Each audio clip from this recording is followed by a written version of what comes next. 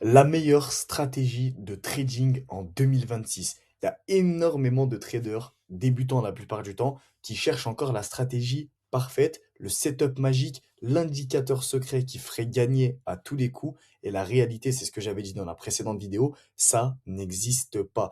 Il n'y a pas de stratégie miracle universelle, il n'y a pas une stratégie meilleure que les autres. Tout dépend de votre backtest, de votre interprétation sur le marché. Donc, ce qui fait la différence aujourd'hui, c'est pas d'avoir plus d'indicateurs et d'avoir un graphique où est-ce que vous comprenez rien du tout, ou d'avoir plus de concepts que d'autres personnes qui ont aussi des concepts, mais d'avoir une méthode qui est claire, simple, répétable et surtout adaptée au marché actuel. Dans cette vidéo, vous allez voir globalement, je vais vous donner, restez bien jusqu'à la fin de la vidéo, je vais vous montrer des setups que personnellement j'ai pris, qui regroupent littéralement tous les concepts que je trade et qui ont fini par take profit. Et je vais vous donner, bien sûr, des cas inverses où on avait tout, entre guillemets, tout ce que j'attendais sur le marché. Et finalement, j'ai pris un stop loss ou alors un TP1 break-even. L'objectif de la vidéo, c'était un peu gonfler le titre. L'objectif, c'est pas de vendre du rêve, mais de montrer concrètement comment tu peux structurer ton approche de trading cohérente, basée sur ce qu'on a déjà vu durant toute cette formation vidéo, la lecture du marché, le contexte, les zones clés, la patience.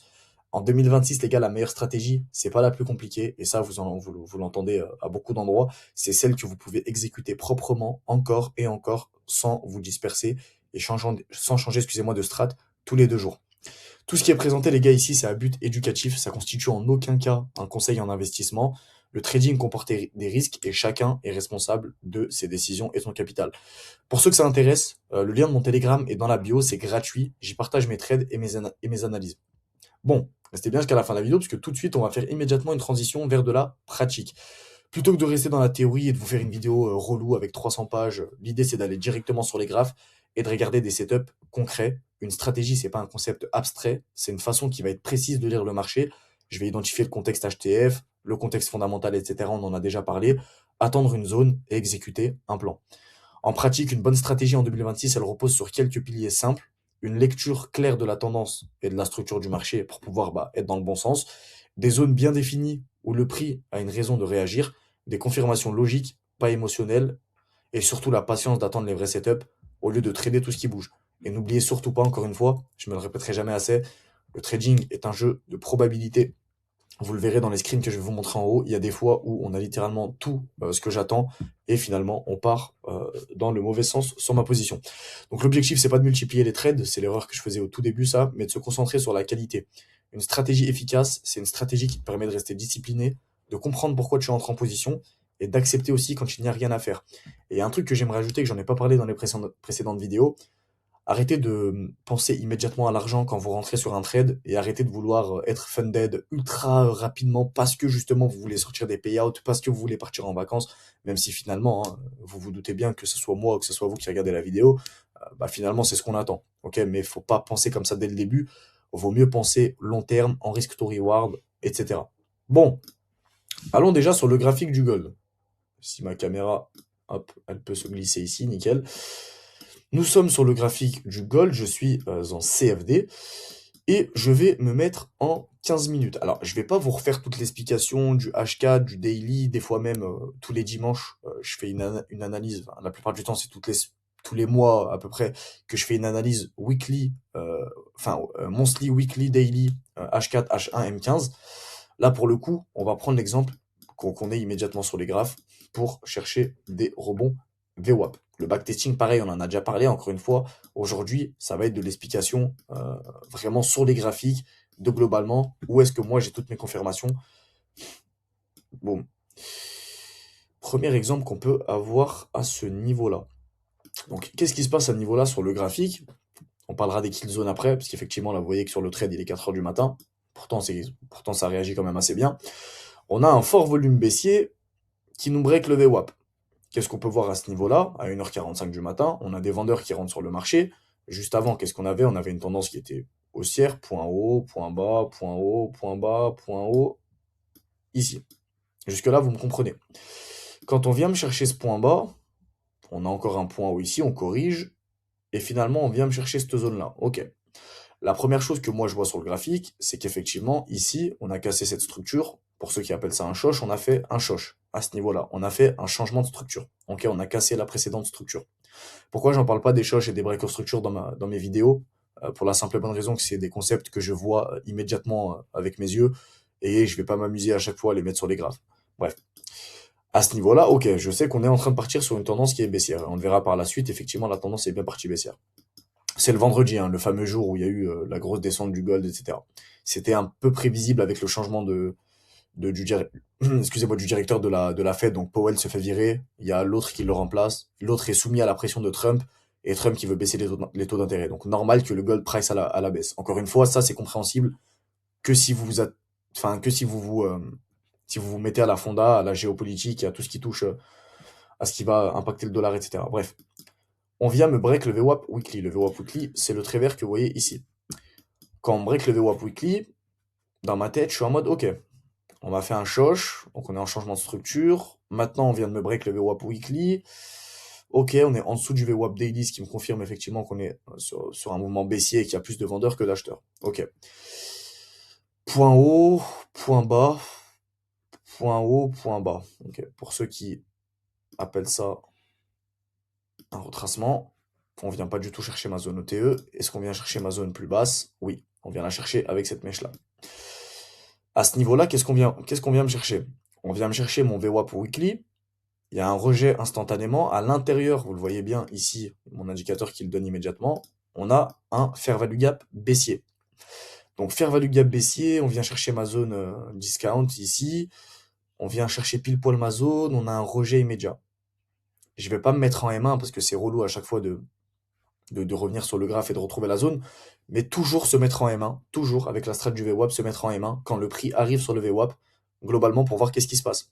Parce que pour arriver, pour que le prix là, de là jusqu'à là, il revienne sur le VWAP, qu'est-ce qu'on a eu? De là, de ce point bas, je vais vous mettre ici, de ce point bas à ce point haut. Bah, qu'est-ce qu'on a eu? On a eu un mouvement haussier. On a eu un mouvement haussier, pourquoi? Pour revenir chercher le VWAP, ce qui est logique. Ça, c'est pas compliqué à comprendre. Mais le truc, c'est que quand le prix, il y a des acheteurs qui rentrent ici jusqu'à là, bah, on n'est pas à l'abri que ici ça break le VWAP weekly et qu'on reparte sur une tendance haussière. C'est pour ça qu'en M1, moi, je vais m'assurer de venir sur la zone et de regarder globalement est-ce qu'on a une absorption du volume acheteur. Est-ce que ici les acheteurs vont défendre la zone, les vendeurs, excusez-moi, est-ce que les vendeurs vont défendre la zone et vont venir justement faire en sorte qu'il y a un rejet et que finalement on part bien dans la tendance qu'on voulait. Et finalement, le trade personnellement, même si vous le prenez un peu en retard, c'est-à-dire au milieu de cette bougie-là, c'est ok. J'ai un stop loss la plupart du temps entre 30 et 60 pips sur ce genre de mouvement. Et après, niveau de la target, il y avait le VWAP ici, qui est le VWAP monthly à aller chercher, qui était bien plus bas. Donc là, vous voyez, il y avait un très bon trade à prendre. Alors, c'est pas tous les jours qu'on va se taper des trades à 15 R, ok, avec cette stratégie. Mais quand il y a ce genre de scénario où on a déjà eu un gros mouvement baissier et que boum, il y a eu l'annonce sur le directeur de la Fed, etc., ça va pas choquer grand monde qu'on aille chercher justement des zones qui sont beaucoup plus basses. Et finalement, tu vois, on vient chercher vraiment beaucoup plus bas et on vient chercher au total 28 R. Bref. Ça, c'est un setup par exemple qui aurait été très intéressant. Donc, niveau des time frames, quand je vais regarder globalement ce qui se passe au vu des breaks VWAP, etc., je vais être en M15 personnellement. Je vais bien sûr descendre en M5 pour regarder globalement bah, qu'est-ce que le marché est en train de donner en M5, pour regarder un petit peu plus en détail. Et ensuite, je vais descendre en M1 pour pouvoir exécuter ma position. C'est vrai que le mois de janvier, ça n'a pas non plus été le meilleur pour les VWAP. Et vous voyez, globalement, exemple tout bête. Ici, en plus, on est dans une zone où il est 14 heures. Donc, on est dans une zone où il n'est pas 4 heures du matin. Interprétation du marché, on a des points hauts, points bas, points hauts, points bas, points hauts. Ok, jusqu'à là. Ensuite, on vient me faire un point bas ici, qui vient, je vais vous mettre ça comme ça, point haut, point bas, on va dire qu'il vient break cette structure-là. Même si, bon, on est un peu en accumulation là, au-dessus de la ligne que j'ai tracée. Mais globalement, c'est quand même, on vient quand même casser, même cette structure-là, on vient la casser. Bon, je pourrais me dire, ok, interprétation, on était sur des points de plus en plus hauts. Est-ce qu'il n'y a pas une vente à aller chercher court terme quand le marché va revenir chercher le VWAP? Finalement, le marché, point haut, point bas, point haut, il revient chercher le VWAP. En M15, il y a des gens qui seraient rentrés. Pourquoi? Parce que la bougie M15, il y a un gros rejet et on nous montre qu'il y a des vendeurs globalement qui essayent de rentrer sur le marché. Pourquoi est-ce que moi, Nasco, je serais pas rentré? Parce que moi, mon interprétation et le nombre de backtests que j'ai sur le VWAP et sur mon interprétation globale du marché, en M1, je sais que acheteur qui pousse le prix à la hausse, ici, bataille entre acheteur et vendeur qui globalement finit entre guillemets à égalité. Et en M1, cette bougie-là me fait pas vendre. Pourquoi? Parce que je le vois très bien qu'il y a plus d'acheteurs que de vendeurs. Et c'est pour ça qu'aussi je vous en parlerai plus tard dans une autre formation ou dans une autre vidéo du RSI. Parce que globalement, je vais plus être apte à acheter par exemple ici et dans d'autres mouvements, je vais peut-être pas acheter. Et je vais regarder le RSI. Par exemple, ce point haut là que vous voyez là, qui se trouve ici, bah, étant donné le RSI là qui est en surachat, j'aurais pas vendu. J'aurais pas acheté, excusez-moi. Parce que je sais qu'en achetant de cette manière-là, par exemple comme ça, bah, je sais que c'est pas une bonne idée d'un point de vue du RSI. Ça, c'est juste une confiance en plus, on en parlera plus tard. Mais globalement, ici, par exemple, je n'aurais pas attendu une vente. Je n'aurais pas attendu une vente. Ça, c'est une question d'interprétation, encore une fois. C'est une question tout le temps, tout le temps, tout le temps d'interprétation. Là, il y a un autre exemple qui peut être bien. C'est pas non plus les meilleurs, hein, ces exemples-là, mais globalement, ils sont pas mal. Ici, on a un fort break qui n'est pas le meilleur break que j'ai vu, étant donné qu'il n'y a pas énormément de volume, mais avec cette bougie-là, on voit bien qu'il y a énormément d'acheteurs qui viennent break le VWAP daily. Finalement, ce qu'on peut faire, c'est point haut, point bas. Ok, mon point bas, il est là. Mon point haut, il est là. Et vous voyez, dans certains cas, c'est pour ça qu'encore une fois, je le précise hein, dans mes vidéos, l'OTE, le Premium and Discount et les Fair Value Gap, ce sont des confluences autres, enfin, ce sont des confluences en plus. Mais il y a beaucoup, beaucoup de setups sur lesquels je rentre uniquement sur un rebond VWAP, parce que je le vois directement, moi, de mon expérience en M1, etc., bah, qu'on a une absorption du volume vendeur, et que globalement, les acheteurs se montrent et que le prix va être poussé à la hausse. Et par exemple, là, dans ce niveau-là, à ce niveau-là, vers ce niveau-là, bon, déjà, au vu du RSI, je serais plus, je serais plus pour prendre une vente, un achat qu'une vente. Et finalement, on vient me break mon VWAP, on vient rechercher mon VWAP, et finalement, je peux exécuter ma position, excusez-moi, hop, je peux exécuter ma position à peu près comme ça, même avec un SL un peu plus large si vous voulez. Je peux aller chercher la liquidité ici. Vous voyez, toutes ces mèches là qu'on a créées, voilà. Et je peux aller m'en sortir avec un bon risk to reward. Alors généralement, moi je vais risquer enfin je vais prendre des RR de 3, mais ça dépend vraiment, vraiment de la situation du marché. Par exemple, je sais que dans ce cas-là, moi personnellement, on est sur une fonda très bullish, on est sur un marché très bullish.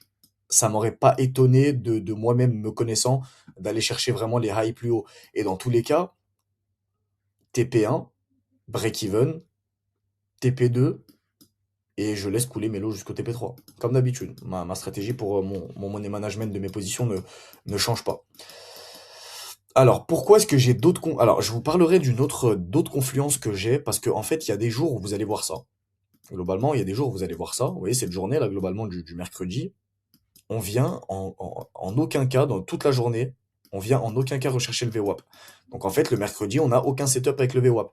C'est pour ça que je vous parlerai d'une autre stratégie bientôt, je l'espère, pour vous expliquer globalement qu'est-ce que je traite d'autre comme concept. Pareil, 16h15, on a une zone d'accumulation un peu dégueulasse, on est vendredi, donc on fait preuve de patience. Boum, bougie de 16h15 à mon avis qui était une annonce économique. On a un gros mouvement baissier. Ok, là on avait un achat à prendre au vu du VWAP et je suppose que on est venu chercher un obstacle en M3 ici, sur lequel on est venu pile poil se rappuyer. J'en parlerai dans une autre vidéo, pas de panique. Finalement ici, quand le prix revient chercher mon VWAP, et bah là en M1 encore une fois, je le vois bien que il y a des vendeurs qui se placent, je peux me placer avec eux, avec un stop loss à peu près entre 30 et 60 pips.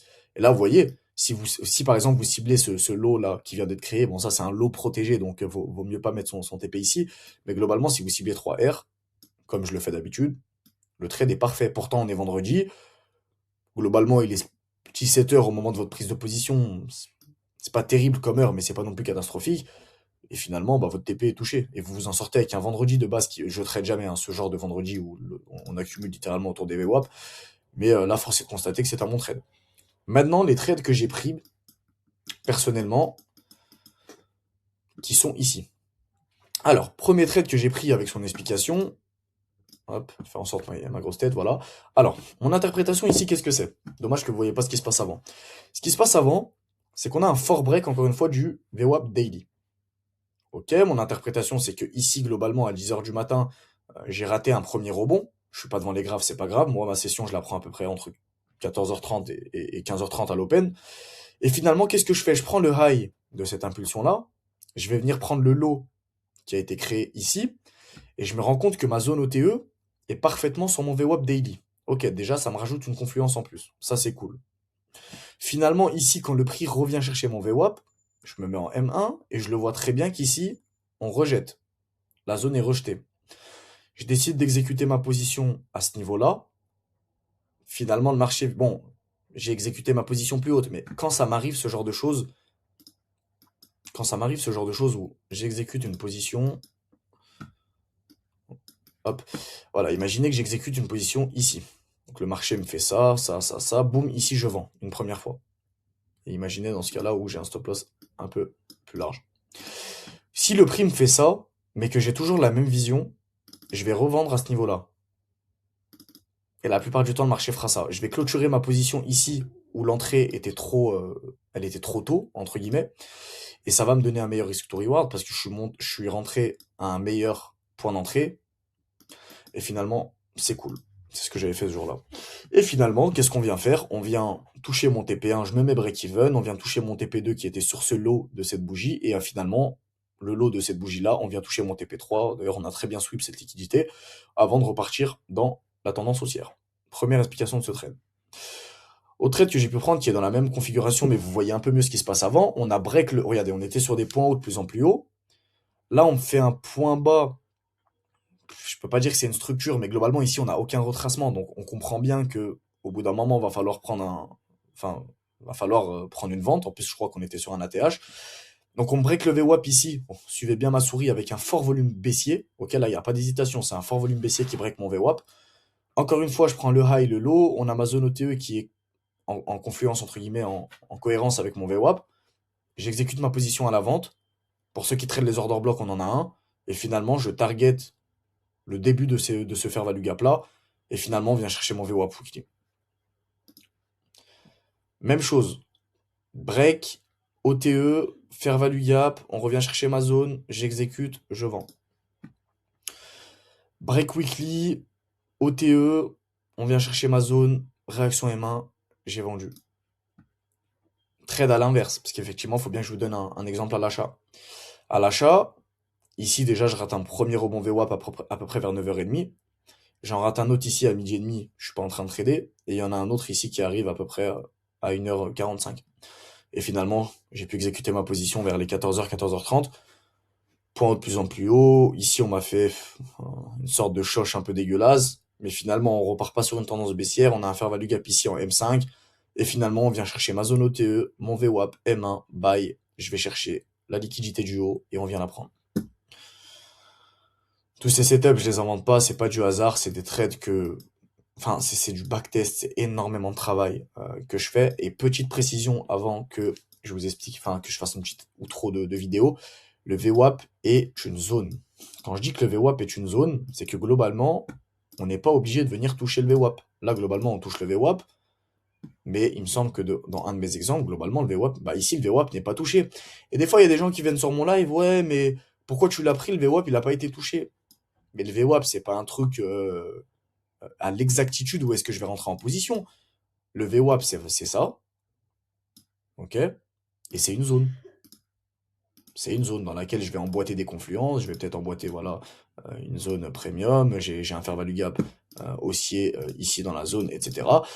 Et c'est une zone. C'est une zone ici sur laquelle je vais globalement attendre, voir s'il y a une absorption du volume vendeur par les acheteurs, c'est-à-dire que les acheteurs reprennent la main sur les vendeurs qui sont venus chercher la zone, afin de probablement exécuter ma position de cette manière-là, avec un RR de 3, etc. L'idée clé derrière la meilleure stratégie, donc la meilleure strat, c'est pas celle qui promet le plus de pips ou le plus de pourcentage par mois, c'est celle qui est simple à comprendre, facile à répéter, cohérente avec ta psychologie, et validée par du backtesting et de l'expérience. C'est ce que je dis depuis le début de la vidéo. En 2026, ce qui fait vraiment la diff entre un trader qui progresse et un trader qui stagne, ce n'est pas l'outil qu'il utilise, mais sa capacité à lire le marché, à attendre ses conditions et à exécuter sans improviser. Donc la conclusion de la vidéo, les gars, c'est qu'il n'y a pas de stratégie parfaite. D'ailleurs, si vous, depuis le début, je pense que ceux qui cherchaient ça, vous avez déjà quitté la vidéo.